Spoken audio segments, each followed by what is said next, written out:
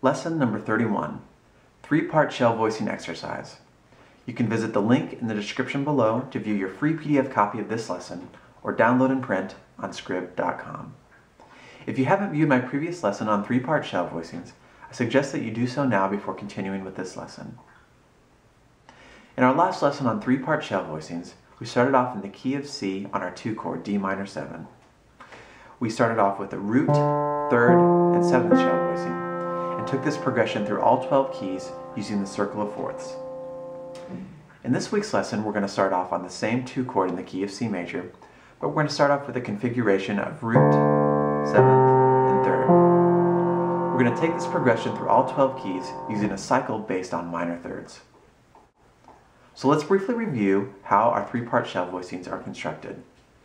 Each of the voicing will be constructed of the root, 3rd, and 7th of the chord, with the root, 7th, and 3rd of the chord. This is because these are the 3 most important identifying chord tones of each chord in our progression. So let's take our new starting chord configuration through our first couple keys to see how this progression works in ascending minor thirds. We're going to start off in the key of C major on our 2 chord D minor 7. The voicing we're going to start with is root, 7th, 3rd.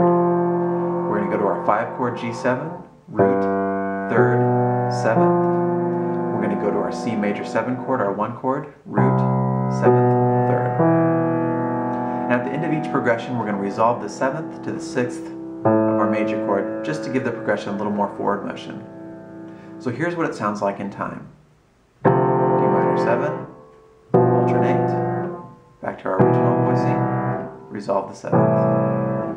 Root 7th 3rd, root 3rd 7th, root 7th 3rd, root 6th 3rd. So now we need to go to our next key center, which is going to be up a minor third from our original key center. So up a minor third from C major is E flat major. So we're going to start on our 2 chord again with the same configuration of root 7th 3rd.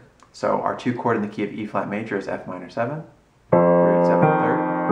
Our 5 chord is B flat 7, root 3rd 7th. Our 1 chord is E flat major 7, root 7th 3rd. Then we're going to resolve the 7th, root 6th 3rd. Here's what it sounds like in time.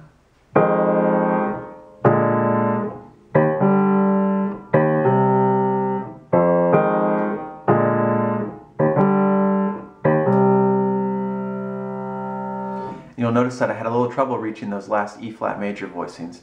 That's because my hand simply isn't big enough to reach them. So what I do is play the root and then jump up to the 3rd and 7th, or the 3rd and 6th in this case of the chord. And that's perfectly fine to do.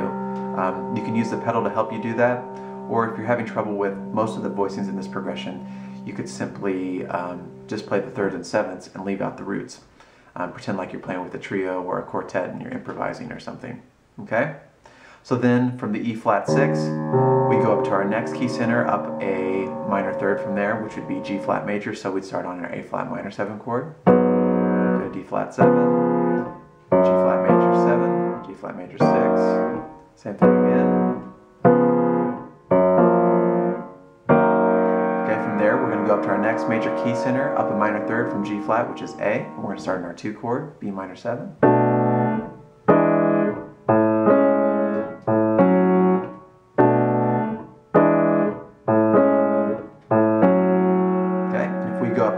From there, we're back where we started in C. So all we have to do from there is simply move this progression up a half step and then take it through that cycle of minor thirds again.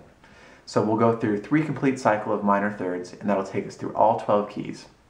And if you're having any trouble processing how that works, just simply look at the PDF file and I think it'll become clear.